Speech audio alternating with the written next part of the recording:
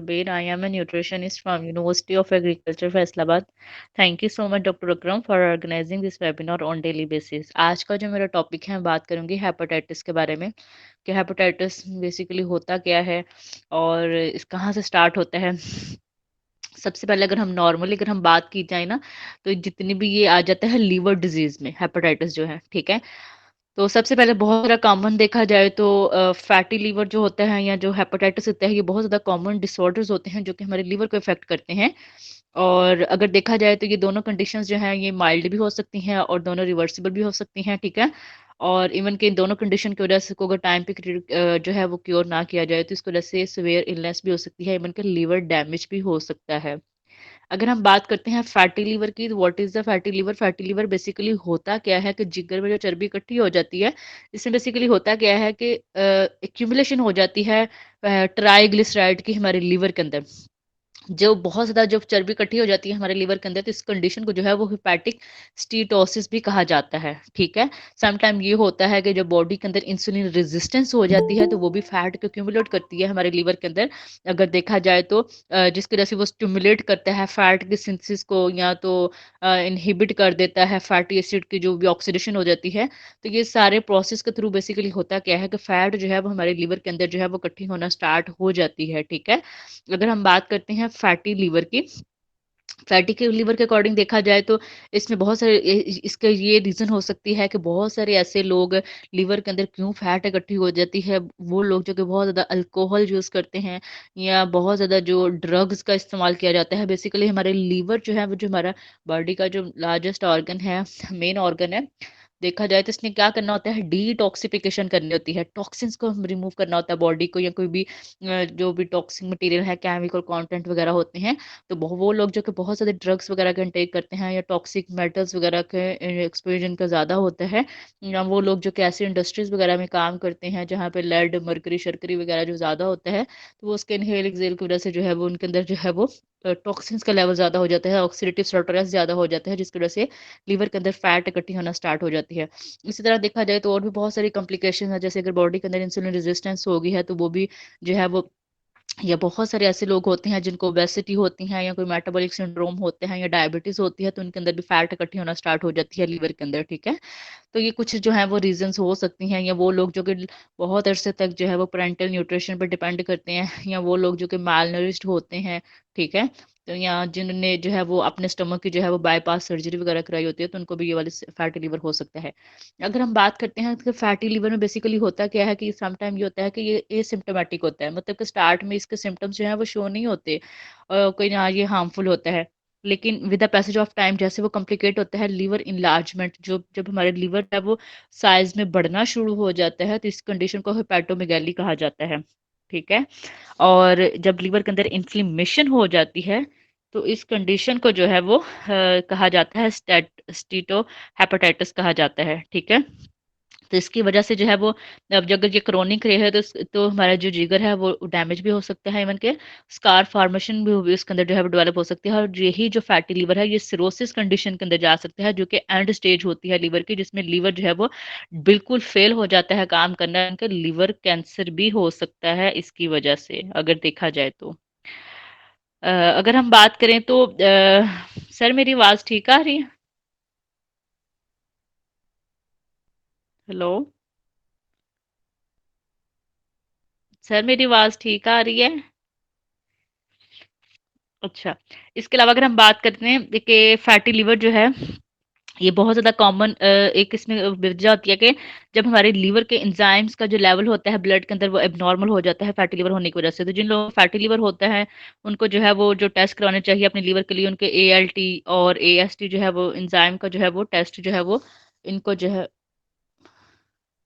ALT और AST जो है वो एंजाइम का टेस्ट जो है वो करवाना चाहिए लाजमी, जिसमें आ जाता है कि ब्लड टेस्ट में जिसमें एएलटी एएसटी मतलब कि एलानिन अमाइनो ट्रांसफेरेज का टेस्ट करना चाहिए, और एस्पार्टेट अमाइनो ट्रांसफेरेज का जो है ये इन्वॉल्व होते हैं, ऐसे एंजाइम्स हैं लीवर के जो कि इन्वॉल्व होते हैं हमारे अमाइनो एसिड कैटाबॉलिज्म में। तो इस इनकी उन वैल्यू से जो है वो पता चल जाता है कि फैटी लिवर है कि नहीं है। इसके साथ साथ ट्राइग्लिसराइड कोलेस्ट्रॉल वगैरह का भी टेस्ट जो है वो लाजमी जो है वो पर्सन को जो है वो करवाना चाहिए।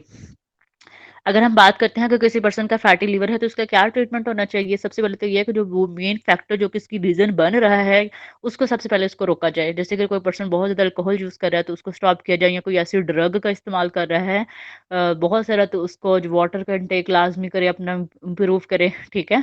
या कोई ऐसे सब्सटेंस का या टॉक्सिन्स इंडस्ट्री वगैरह में काम कर रहा है तो उसको वहाँ पे प्रिकॉशनरी मेजर्स वगैरह, मास्क वगैरह जो भी इस तरह चीज़ें जो है उसको लगा के रखनी चाहिए, ताकि उसका ज़्यादा जो है एक्सपोज़र ना हो टॉक्सिन्स का।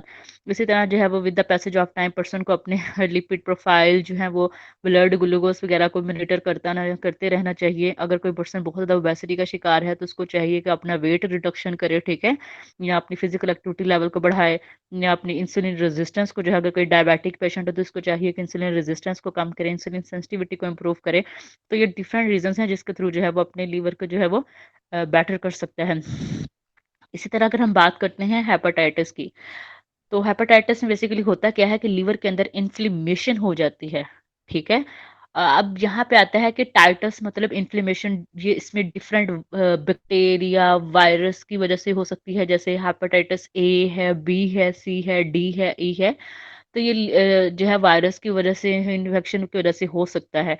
इसी तरह जैसे हम बात करते हैं स्टमक का, तो गैस्ट्राइटिस जो कि वहाँ पे स्टमक के अंदर इन्फ्लेमेशन होती है तो वो एच पाइलोरी बैक्टीरिया की वजह से होती है। तो इसी तरह लीवर के अंदर जो इन्फ्लेमेशन होती है हेपेटाइटिस उसकी वजह से होता है। तो अगर हम बात करते हैं तो बहुत सारा जो डैमेज होता है लीवर के अंदर, जो इन्फ्लेमेशन होती है उसमें बहुत सारे स्पेसिफिक वायरस भी इन्वॉल्व होते हैं। जैसे वो इसमें A B C D E आ जाता है।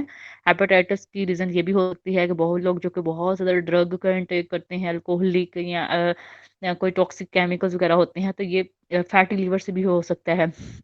इस तरह अगर हम बात करते हैं तो ये डिफरेंट जो है वो ऑटो इम्यून डिजीज़ की वजह से भी ये हो सकता है। अगर हम बात करते हैं वायरल हेपेटाइटिस की वजह से, देखा जाए तो एक्यूट, अगर समटाइम्स ये होता है हेपेटाइटिस 2 तरह का होता है। एक होता है एक्यूट, एक होता है क्रोनिक। अगर विद इन 6 मंथ अगर आप पर्सन ठीक हो गया, उसने वैक्सीनेशन वगैरह करवा लिया, उसका वायरल अटैक खत्म हो गया, तो ये एक्यूट हेपेटाइटिस होगा। लेकिन अगर यही प्रोलॉन्ग टर्म 6 मंथ से ज़्यादा जाता है तो उसको हम क्रोनिक हेपेटाइटिस का नाम देंगे, ठीक है?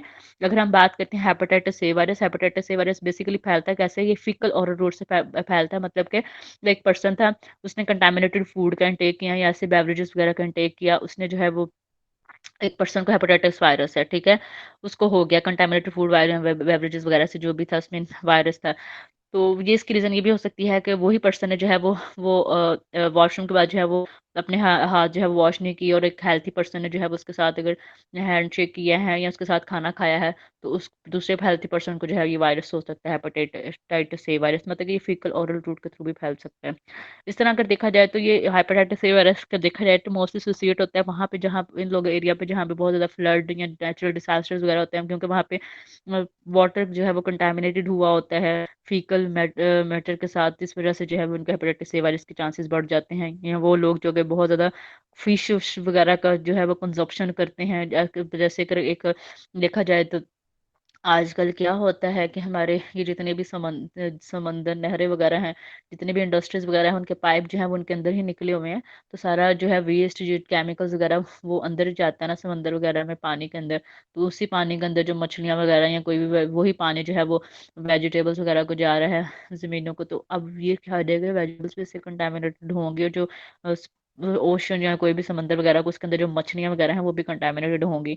तो वो लोग जो कि बहुत ज़्यादा इसकी कंजप्शन करते हैं कंटामिनेटेड वाटर के अंदर जो फिश होती है, तो उनको भी हेपेटाइटिस ए वायरस के चांसेस बढ़ जाते हैं। या वो लोग जो कि बहुत ज़्यादा जो है वो इलिक्स ड्रग यूज़ करते हैं, उनको भी जो है वो हेपेटाइटिस ए वायरस जो है वो हो सकता है। लेकिन हेपेटाइटिस ए वायरस को अगर टाइम पे इसकी वैक्सीनेशन करवा ली जाए तो इससे प्रिवेंट हो सकता है। ये हेपेटाइटिस ए वायरस जो है इससे ज़्यादा जो है वो क्रोनिक इलनेस काज नहीं करता, या क्रोनिक लिवर डैमेज नहीं करता। इसी तरह अगर हम बात करें जो हेपेटाइटिस बी और सी वायरस होते हैं, हेपेटाइटिस बी वायरस में देखा तो ये बहुत सारा फैलता है, जो इन्फेक्टेड ब्लड या नीडल्स की वजह से। मतलब कि एक पर्सन को हेपेटाइटिस बी वायरस था, डॉक्टर ने उसको इंजेक्शन लगाया, उस इंजेक्शन से दूसरे पर्सन को जब इंजेक्शन लगाया, तो इसकी वजह से जो है वो उसमें दूसरे हेल्थी पर्सन में वायरस जो है वो इंजेक्ट हो गया। तो इसके थ्रू जो है वो यहाँ ब्लड ट्रांसफ्यूजन के थ्रू जो है वो, इन्फेक्टेड ब्लड ट्रांसफ्यूजन के थ्रू भी जो है ये हेपेटाइटिस बी वायरस जो है वो फैल सकता है। तो इसकी भी अगर टाइम से वैक्सीनेशन करवा ली जाए तो बंदा बच सकता है। लेकिन ये बहुत खतरनाक होता है। हेपेटाइटिस सी वायरस भी इसी तरह फैलता है, देखा जाए तो ब्लड कॉन्टैक्ट वगैरह की वजह से, और ये क्रोनिक हेपेटाइटिस होता है। तो ये इवन के सिरोसिस की कंडीशन की तरफ भी जा सकता है, और इवन के लिवर कैंसर भी जो है वो कॉज कर सकता है हेपेटाइटिस, जो कि सी वायरस जो है वो होता है। अगर हम बात करें तो हेपेटाइटिस वायरस अगर ए देखा जाए तो ये 37% जो है वायरल अटैक करता है। ये बेसिकली फैलता है फीकल और रूट के थ्रू है, और ये इतना क्रोनिक डिजीज की तरफ नहीं मूव करता है सिरोसिस या फैटी लिवर की तरह। तो इसकी वैक्सीनेशन भी करवाई जा सकती है। लेकिन जो हेपेटाइटिस बी वायरस है, ये 45% जो है वो वायरल अटैक करता है, और ये जो है वो 2 to 7% जो है इसके चांसेस होते हैं कि ये chronic disease cirrhosis liver damage कर सकते हैं। हेपेटाइटिस सी वायरस देखा जाए तो ये 18% जो है वायरल केसेस में इन्वॉल्व होता है, और ये 50 to 85% जो है जिसको हेपेटाइटिस सी वायरस हो गया ना, तो उसके बहुत ज़्यादा चांसेस होते हैं लिवर डैमेज होने के।